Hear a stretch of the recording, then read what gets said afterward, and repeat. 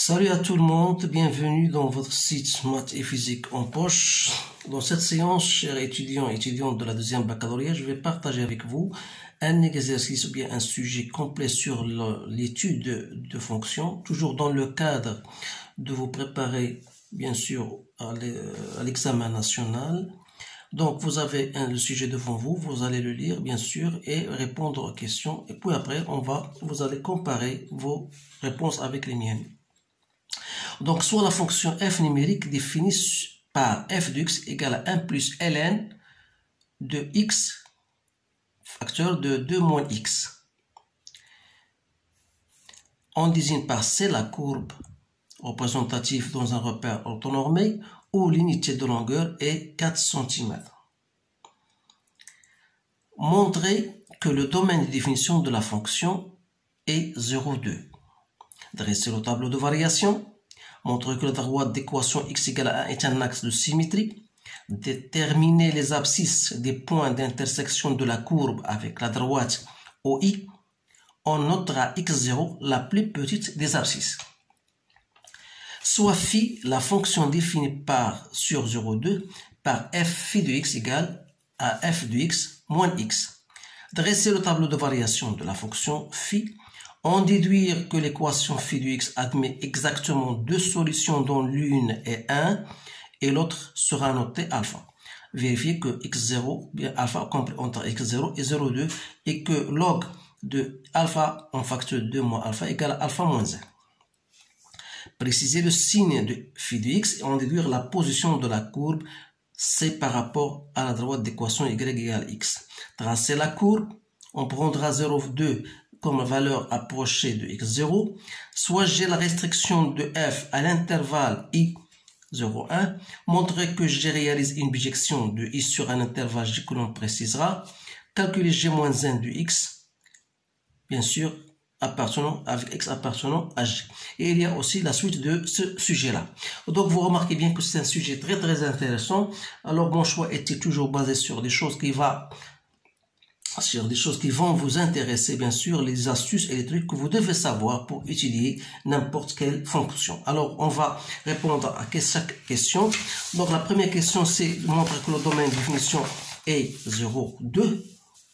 Alors là, vous savez que le domaine de définition, c'est l'ensemble des x qui appartient à R, tel que il faut que x2 moins x doit être supérieur strictement à 0. Alors là, vous avez une équation du second degré. C'est facile à retrouver les solutions qui sont 0 et 2.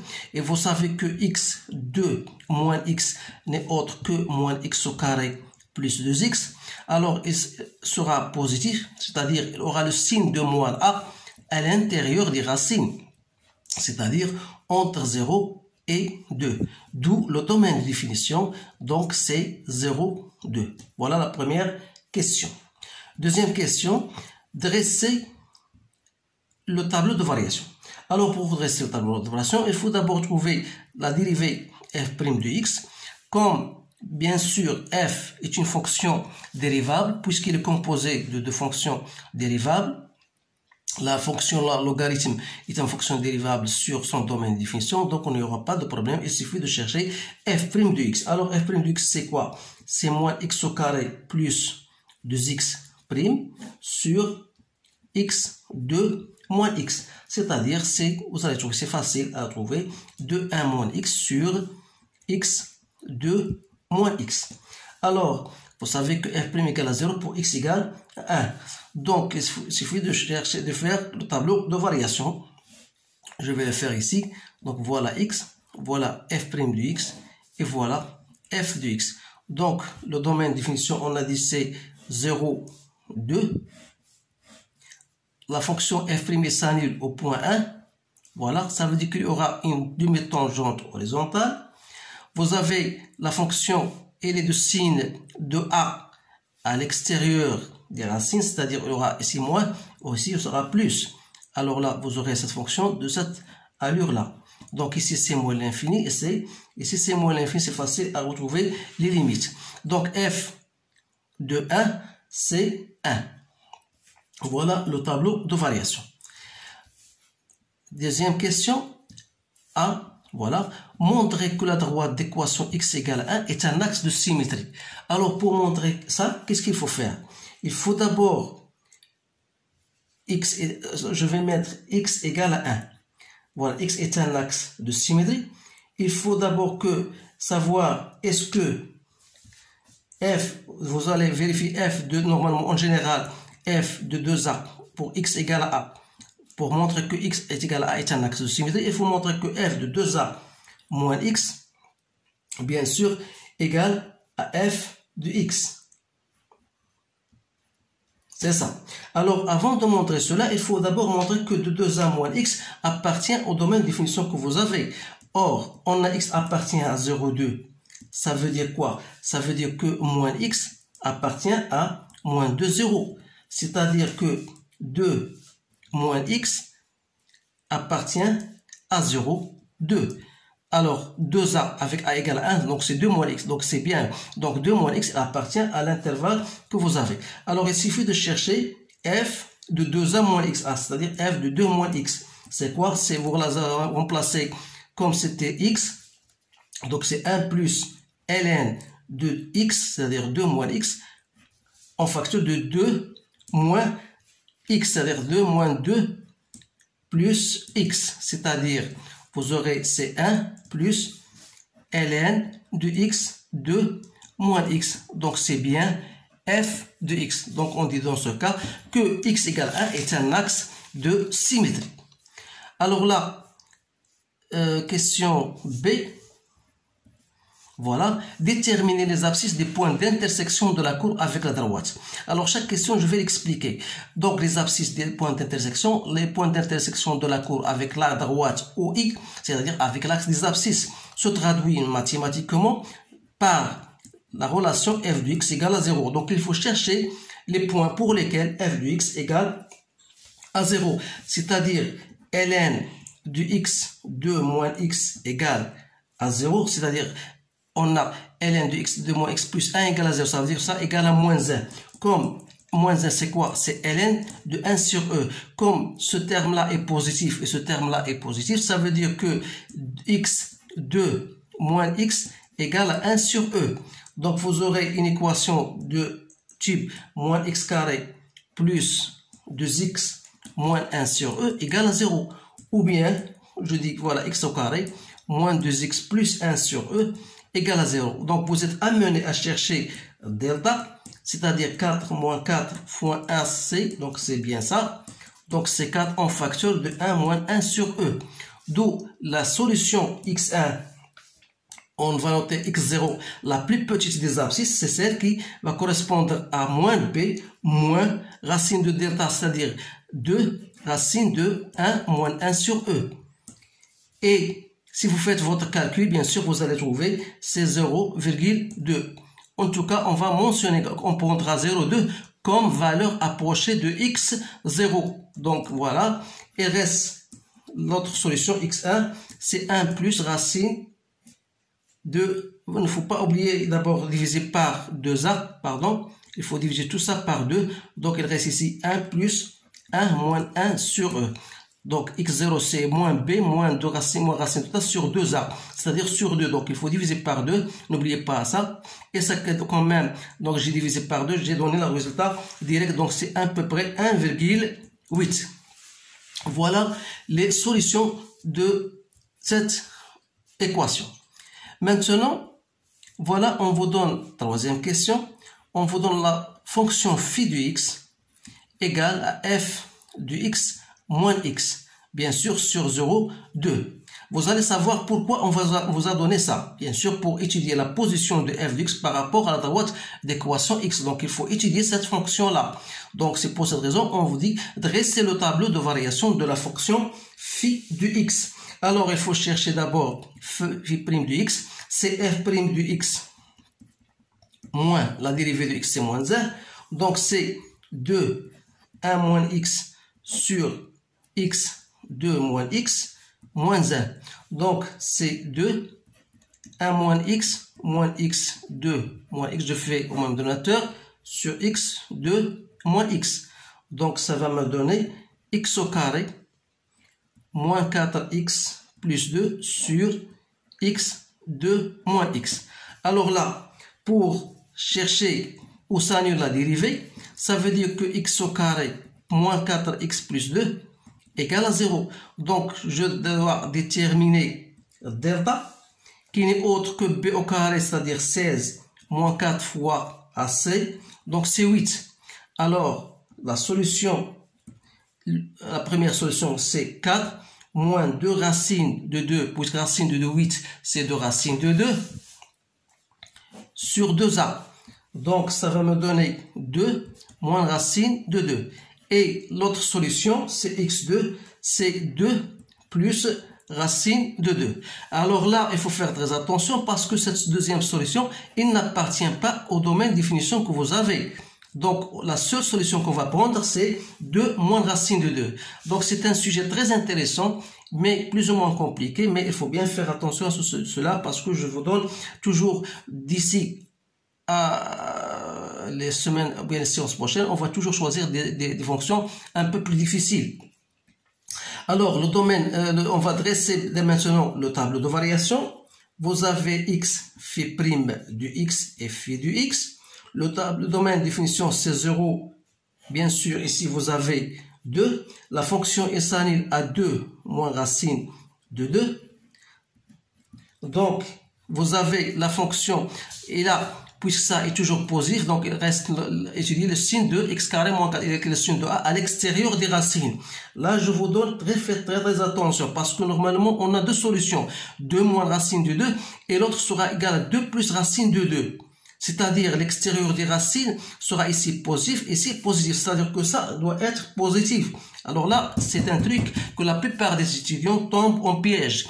Alors là, je vous donne deux racines. Normalement, c'est mieux de faire le tableau avec deux solutions. C'est pour bien maîtriser les choses. Vous avez x carré moins 4x plus 2. Il est positif, ça veut dire il est de signe de a à l'extérieur des racines. Alors les racines, voilà 2 moins racine 2 et 2 plus racine de 2. Et ça veut dire 2 plus racine ici. Donc, sera positif ici et sera positif. Alors, à l'intérieur, entre les deux racines, sera négatif. Donc, on aura bien sûr cette allure-là avec la limite ici. C'est déjà... Donc, il reste à chercher f phi de 2 moins racine de 2. Donc, phi de 2 moins racine de 2. Donc, c'est f de 2 moins racine de 2 moins 2 moins racine de 2. Alors, c'est 1 plus ln de 2 moins racine de 2 moins 2 plus racine de 2. Donc, je trouve, avec mon calculatrice, je trouve 0, 2, comment il est positif. Donc, 0, 2, voilà. Alors, ça veut dire quoi? Ça veut dire ici qu'il existe un certain alpha et un certain bêta. Alors là, si vous remarquez bien sûr d'abord, voilà, on vous dit, voilà, on déduit que l'équation phi de x admet exactement deux solutions dont l'une est 1. Voilà. Et l'autre, c'est alpha. Tel que alpha compris entre x0 et 0,3. Donc, la première des choses, 1. Il faut mentionner 2 moins racine de 2, c'est à peu près 1, c'est supérieur à 2 moins racine de 2, ça veut dire que 1 existe ici. Alors que alpha, il se trouve là. Donc, ça veut dire que f de alpha égale à 0, f de 1 égale à 0. Donc, si je voudrais, bien sûr, étudier le signe de phi de x, donc, voilà, on a bien répondu à la question. Vérifiez que alpha compris entre x0 et alpha. Donc, dans ce cas-là, qu'est-ce qu'il faut faire? Il faut, bien sûr, déterminer le théorème des accroissements finis. C'est-à-dire, la première condition, c'est que phi, il est continu sur 0 plus l'infini, 0,2, pardon, sur 0,2, en particulier, donc, en particulier, sur l'intervalle qu'on vous donne, c'est-à-dire sur l'intervalle x0 et 0,3. Alors là, la première condition, la voilà. Et deuxième condition, c'est que la fonction phi entre 0,2, elle est croissante. Donc phi est croissante.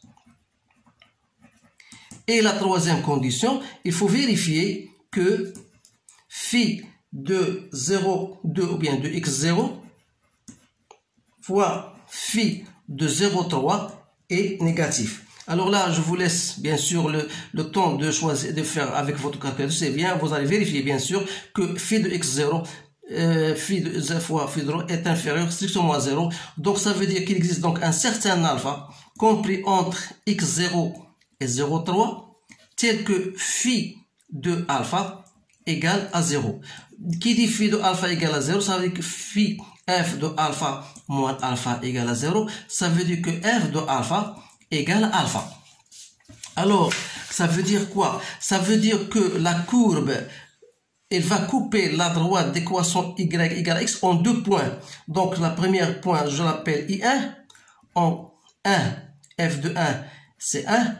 Et on donne le second point, alpha, image alpha. Voilà la réponse à cette question.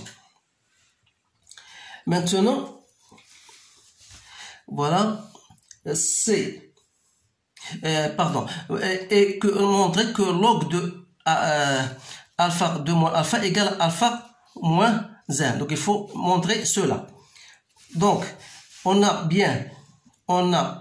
phi de alpha égale à 0. Ça veut dire quoi? Ça veut dire que f de alpha, qu'on a dit, f de alpha égale alpha.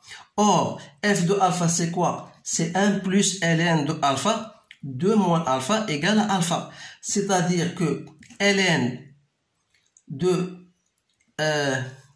alpha, donc on aura ln de alpha, c'est quoi ça? C'est ln de alpha, 2 moins alpha, c'est-à-dire que ln de 2 moins alpha, alpha égale à alpha moins 1, c'est bien ça. Donc, voilà, on a bien montré l'expression qu'on voulait montrer. Préciser maintenant, c'est préciser le signe de phi de x. Alors, à partir de tableau de variation, qu'est-ce que vous remarquez? Vous remarquez que lorsque x appartient à 0, alpha, et entre 1 et 2, vous avez phi de x au-dessus de 0, ça veut dire qu'il est négatif. Donc, on va écrire ça. Quel que soit x appartenant à 0 alpha, union 1, 2, voilà. Qu'est-ce qu'on a? On a phi de x, il est négatif.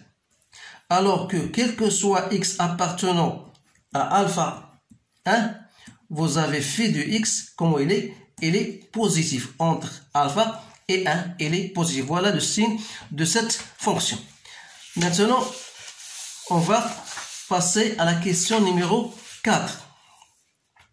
On vous dit, voilà, tracer la courbe et la droite delta. On prendra 0 comme valeur, donc voilà.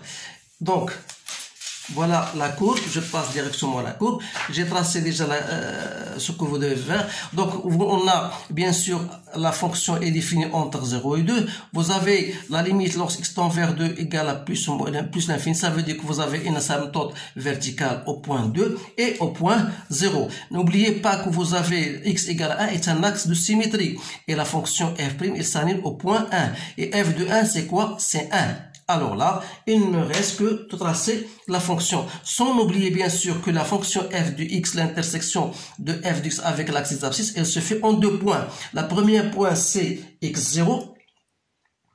Et la deuxième point, c'est 1,8. On a trouvé 0,2, c'est-à-dire au point 0,2. Et on a 0,8. Voilà ces deux points-là. Donc, il suffit de tracer la courbe. Mais il y a aussi une chose, c'est qu'on a le signe de f de x. On a dit entre alpha et 1, on a la courbe, bien sûr, au-dessus de delta. Alors, entre 0 et alpha et entre 1 et 2, on a la courbe au-dessus. Donc, voilà, ces choses-là, on a bien maîtrisé. Donc, voilà votre courbe. Elle aura l'allure comme ça. Donc, n'oubliez pas que vous avez une fonction qui présente un axe de symétrie. Donc, voilà votre courbe, bien sûr. Voilà la fonction C de f. Maintenant, on vous dit voilà, soit j'ai la restriction de f sur l'intervalle 0, 1. Voilà. On dit montrer que je réalise une bijection de i sur un intervalle qu'on le précisera. Alors là, cette question-là, toujours on la demande. Donc, qu'est-ce que vous allez montrer? Donc, on a l'intervalle i, c'est 0, 1. Il suffit de montrer que la fonction g, bien sûr, elle est continue sur 0, 1. Ça, c'est simple de le dire. Et elle est croissante. Donc, elle réalise une bijection, ou bien c'est une bijection de 0, 1 vers son image J qui est égale à G de 0, 1. Ça, c'est l'ensemble J, donc qui n'est autre que, d'après le tableau de variation, vous voyez le tableau de variation ici.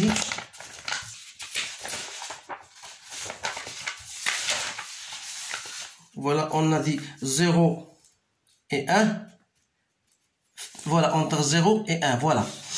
F entre 0 et 1. Donc, f de 0, c'est moins l'infini. Et f de 1, c'est 1. Donc, on va le mettre ici. Donc, moins l'infini, 1.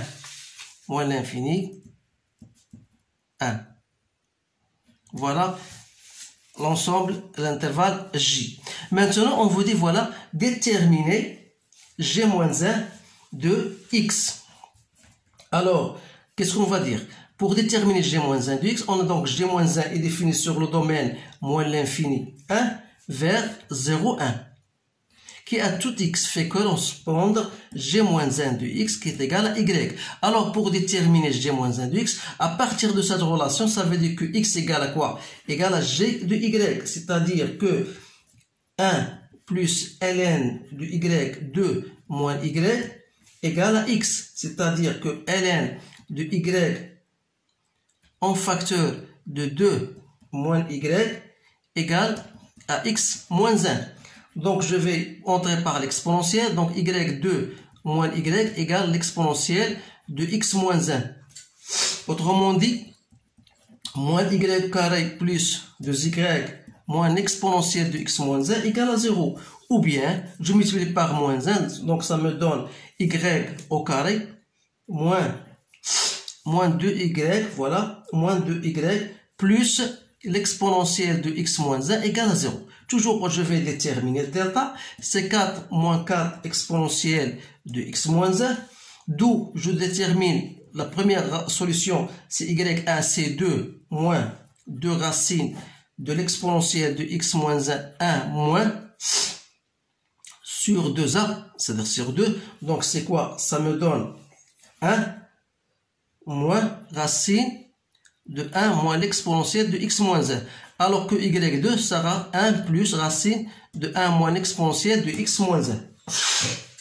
Alors là, arrivé à là, donc on a deux solutions. Il faut noter bien sûr que y appartient à 0, 1. Ça veut dire quoi? Ça veut dire que y est inférieur à 1. Donc s'il est inférieur à 1, d'après vous, on doit apprendre celle-ci parce que ça sera supérieur à 1. Donc la seule solution acceptable, c'est y1. Donc g-1 de x sera 1 moins racine de 1 moins racine de l'exponentielle de x moins 1. Voilà g-1 de x.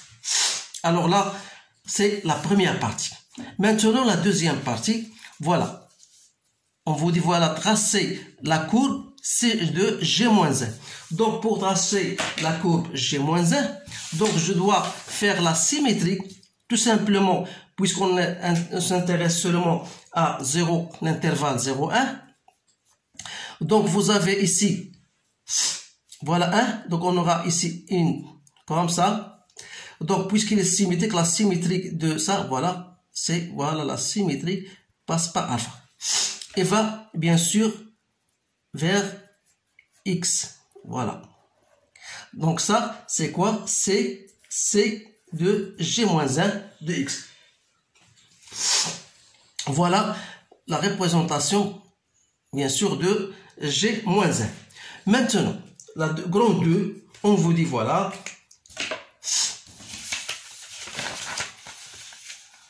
soit E égale entre alpha et 1 de ln de x 2 moins x dx entre alpha et 1. Alpha est un réel qu'on a déjà trouvé dans les questions 1-3. Montrer que E, on va montrer que E égale à moins alpha, alpha moins 1, moins 2, alpha 1, 1 moins alpha sur 2 moins alpha dx, pardon, x, x. Voilà. On veut dire, voilà, montrer cela. Alors, pour montrer cela, donc il suffit de faire une intégration par partie. Donc, je vais le faire. Donc, il suffit de poser u de x égale à ln de x, ou bien 2 moins x en facteur de x. Alors, u', c'est facile de trouver, c'est déjà moins 2x plus 2 sur x de moins x. Et v' de x égale à 1, c'est-à-dire que v de x égale à 1. Alors, E, c'est quoi? C'est uv, c'est-à-dire c'est x ln de x2 moins x entre alpha et 1 moins l'intégrale de u' fois v. Ici, il y a 2 en facteur, je vais le sortir. Donc, il me reste 1 moins x sur 2 moins x dx entre alpha et 1. Donc, si je fais mon calcul en remplaçant x par 1 et x par alpha, donc ça me donne moins alpha, ln de alpha 2 moins alpha, moins 2 intégrale de alpha, 1 moins x sur 2 moins x dx. C'est bien ça. Donc maintenant, je vais passer à la question B. Donc la question B, qu'est-ce qu'on veut montrer que E égale à moins alpha au carré plus 5 alpha moins 4 moins 2 fois ln de alpha. On pourra utiliser l'égalité 1 moins x sur 2 moins x comme étant ça. Alors là, je vais utiliser cela en disant, voilà, je pose j égale l'intégrale entre alpha 1 moins x sur 2 moins x dx, c'est qui n'est autre que l'intégrale de x dx moins l'intégrale de 1 sur 2 moins x dx. Bien sûr, toujours entre alpha et 1. Donc, ça me donne, directement, je fais directement, donc c'est x plus ln de 2 moins alpha, toujours entre alpha et 1. Donc, c'est 1 moins alpha moins ln de 2 moins alpha. Et par conséquent, E, c'est quoi? Donc, on a dit E, c'est quoi? D'après cette expression-là, E, c'est moins alpha. Alpha moins 1, moins 2, fois l'intégrale de cette expression qu'on a trouvée. Donc, c'est moins 2 fois ce que j'ai trouvé ici. Donc, c'est 1 moins alpha plus 2, je le fais d'une façon directe, 2 moins alpha. Donc, c'est bien, ça va me donner l'expression qu'on a, bien sûr. Donc, c'est donc moins alpha au carré, je fais votre calcul, donc moins alpha au carré plus, moins alpha au carré plus alpha, moins 2 plus 2 alpha, plus 2 ln de 2 moins alpha. Alors là, il faut faire attention parce que déjà, on a bien démontré dans la question, voilà, ça, cette expression-là, on a montré, on a ln de alpha 2 moins alpha égale à alpha moins 1. C'est bien ça. Donc, je vais utiliser cette expression-là puisque j'ai ln de alpha plus ln de 2 moins alpha. Parce que ça, c'est quoi ça? C'est ln de alpha plus ln de 2 moins alpha, donc égal à alpha moins 1. Donc, je vais tirer ln de 2 alpha moins 1 à partir de cette expression-là. C'est-à-dire que ln de 2 moins alpha n'est autre que alpha moins 1 moins ln de alpha que je vais remplacer, bien sûr, dans l'expression que j'ai. Donc, on aura moins alpha au carré, plus alpha moins 2 plus 2 alpha, plus 2 fois alpha moins 1 moins ln de alpha. Donc, ça fait, donc en final, donc moins alpha au carré, plus 3 alpha moins 2 plus 2 alpha, moins 2 ln de alpha, qui va me donner finalement moins alpha au carré, plus 5 alpha, moins 4, moins 2 ln de alpha. Donc voilà, l'expression finale, c'est bien ce qu'on veut trouver. Question 2. Voilà, à donner une interprétation géométrique de chacune des intégrales.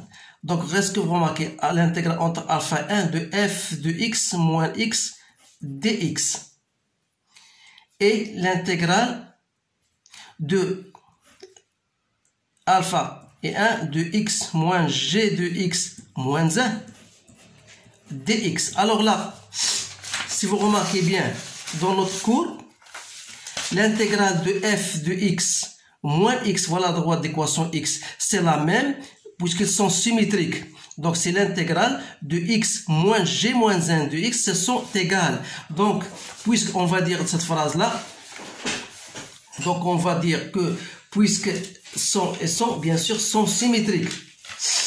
Donc ils sont symétriques, donc c'est-à-dire pourquoi? Parce que l'intégrale, donc ça, ils sont égales. Donc on va dire qu'ils sont égales puisqu'ils sont symétriques.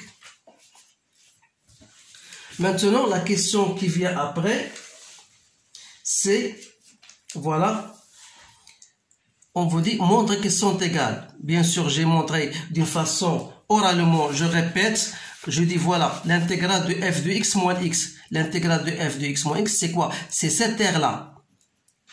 Et l'intégrale de x moins g moins 1 de x, c'est cette terre-là. Alors, puisqu'ils sont symétriques par rapport à l'axe de x, y est égal à x, ça veut dire que ces deux intégrales sont égales. Donc, on va noter que l'intégrale entre alpha f de x moins x dx est égale à l'intégrale entre alpha et 1 de x moins g de x moins 1, le tout dx. Voilà cette conclusion qui va nous intéresser pour répondre à la question qui suit. Alors, montrer qu'elles sont égales. Donc, question B, on déduit en fonction de alpha la valeur de cette intégrale-là. Donc, je vais, ça c'est la question un peu difficile. Donc, l'intégrale de alpha 1 f de x, donc, dx égale à bien, égale, on a dit que l'intégrale entre alpha et 1 de x moins g moins 1 de x, ou bien x moins 1 dx. Alors, donc, qu'est-ce qu'on va dire? Voilà, c'est l'intégrale entre alpha et 1, l'intégrale de x dx moins l'intégrale entre alpha et 1 de g moins 1 de x dx. Voilà. Donc, c'est l'intégrale entre alpha et 1 de x dx moins l'intégrale entre alpha et g moins 1. G moins 1, on a déjà trouvé, c'est quoi? C'est 1 moins l'exponentielle de x moins 1. dx. Notre but, c'est de déterminer l'intégrale de ça. Alors, je continue toujours. Donc, l'intégrale de f de x moins x, c'est quoi? C'est l'intégrale entre alpha et 1 de f de x dx moins l'intégrale de x dx entre alpha et 1. Tout ça égale à ça. Alors, c'est-à-dire que l'intégrale de alpha et 1 f de x dx, donc je passe l'intégrale de x dx à l'autre côté avec ceci, donc ça va me donner deux fois l'intégrale de entre alpha et 1 de x dx. Il reste quoi? Il reste l'intégrale entre alpha 1 de 1 dx plus l'intégrale entre 0 entre alpha et 1 de racine de 1 moins l'exponentielle de x moins 1 dx, c'est-à-dire égal à x au carré moins x entre alpha et 1, parce que l'intégrale de x c'est x carré sur 2, avec ce 2, donc on se débarrasse, plus l'intégrale entre alpha et 1 de 1 moins l'exponentielle de x moins 1 dx. Donc c'est toujours c'est alpha moins alpha au carré plus alpha plus intégrale entre alpha Donc 1 moins l'exponentielle de x moins 1 dx. Donc ce qui implique que l'intégrale de f de x, c'est quoi? C'est l'intégrale entre alpha et 1 de 1 plus ln de x 2 moins x. Tout ça égale à quoi? Égale à alpha moins alpha au carré plus l'intégrale entre alpha et 1 moins l'exponentielle de x moins 1 dx. C'est bien. Donc on a bien arrivé à ce stade-là. Donc c'est-à-dire que l'intégrale de 1, c'est quoi ça? C'est l'intégrale de dx. Donc je vais sortir l'intégrale de alpha 1 de ln de x 2 moins x dx plus l'intégrale 1 dx, c'est-à-dire c'est l'intégrale plus l'intégrale de dx entre alpha et 1 égale à ça. D'où E. C'est quoi? Donc E, à partir de cette relation-là, c'est quoi? C'est alpha moins 1 plus alpha moins alpha au carré plus l'intégrale entre alpha et 1 racine de 1 moins l'exponentielle de x moins 1 dx. Et par conséquent, le but, c'est de déterminer cette intégrale-là. Donc, ça veut dire que l'intégrale entre alpha et 1 de racine de 1 moins l'exponentielle de x moins 1 dx n'est autre que E moins 2 alpha plus alpha au carré plus 1.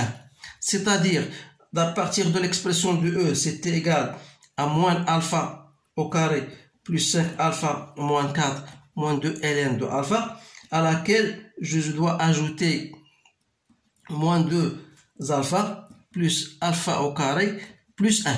D'où l'expression finale, c'est 3 alpha moins 1 moins 2 ln de alpha. Bien sûr, ça, c'est E. Donc, voilà la valeur de cette intégrale. Bien sûr, c'est celle-ci.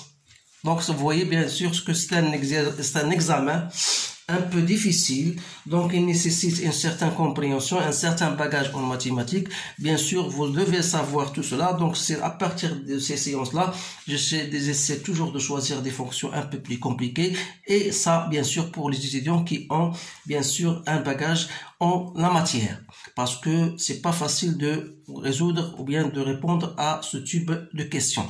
Alors, je vous remercie de votre attention. Je vous encourage, bien sûr, je vous souhaite une bonne chance et je vous dis à bientôt.